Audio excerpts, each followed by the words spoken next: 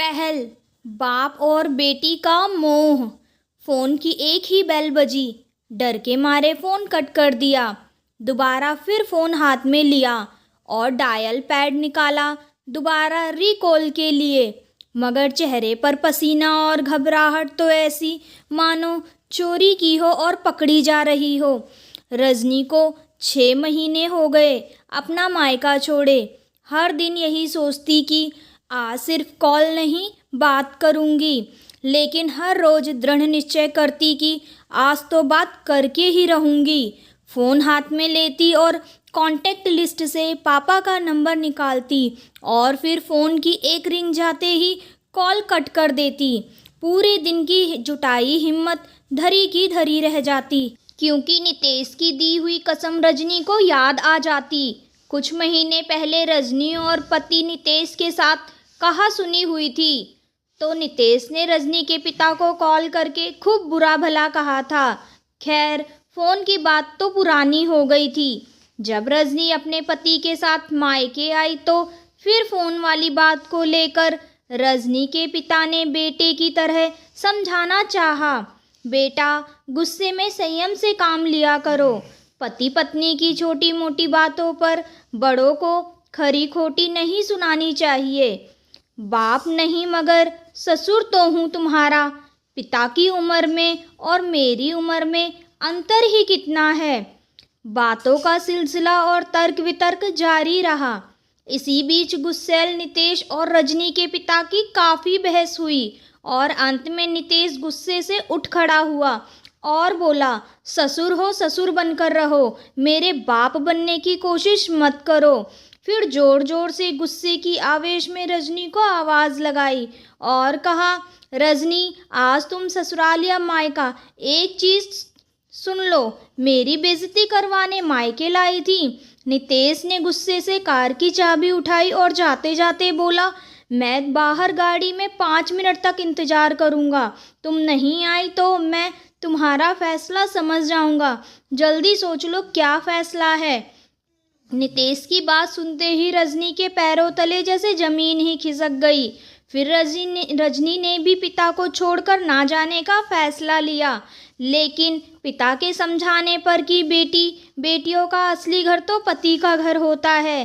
तेरी माँ कहा करती थी, मेरी ना सही मरी हुई माँ की ही बात मान ले। आज तेरी माँ जिंदा होती तो शायद यह नौबत ही ना आती। रजनी रोते रोते अपने आंसुओं को पोंछते हुए नितेश की गाड़ी में जा बैठी। गाड़ी में बैठते ही नितेश ने कहा, अगर आज के बाद तुमने अपने पिता से बात की तो मेरा मरा हुआ मुंह देखना और अपने आप को विधवा समझना। कहते हुए गाड़ी स्टार्ट की और घर आकर रुके। 6 महीने होने को आए। एक दिन रजनी ने फिर पापा को मिस्ड कॉल की और जल्दी जल्दी में फ़ोन लॉक नहीं किया। नितेश ने रजनी के खुले फ़ोन को देखा कि रजनी 6 महीनों में ऐसा कोई दिन नहीं कि कॉल ना लगाया हो पिता को। लेकिन यह क्या, कॉल तो सिर्फ आउटगोइंग है, सारी कॉलें सिर्फ गई हैं, उधर से आई नहीं। तब नितेश को याद आया कि मैंने तो कसम दी थी रजनी को, तब भी उसने ऐसा किया।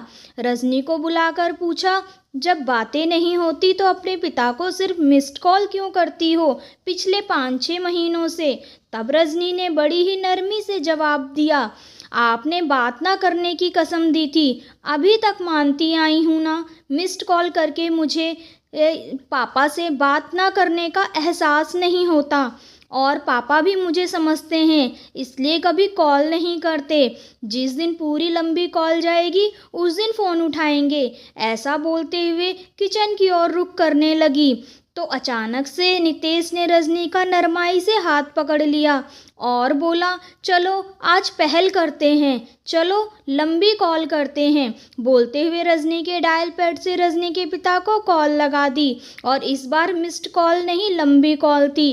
पिता ने फ़ोन पिक कर लिया, मगर रजनी की आंखों में खुशी के आंसू नहीं रुके थे और एक साथ कई सवालों के उत्तर जानने को व्याकुल थी, इसलिए मुंह से आवाज़ ही नहीं निकली। उधर पिता ही बोल पड़े, कैसी हो बेटी, और दामाद जी कैसे हैं?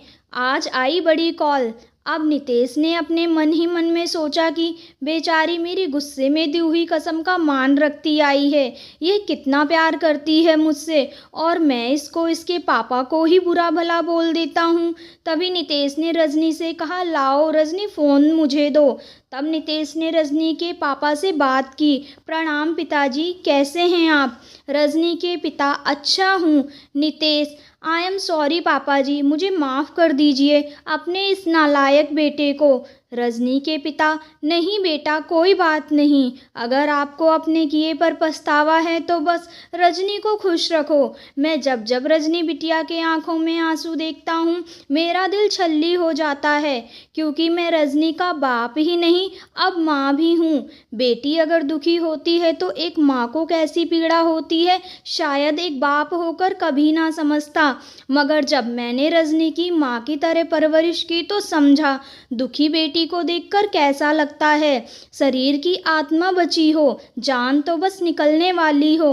तब नितेश ने कहा, पापा जी आगे से आपको कोई शिकायत नहीं होगी, वादा रहा मेरा। चैनल पे नए हैं तो वीडियो को लाइक, सब्सक्राइब और शेयर करना ना भूलें।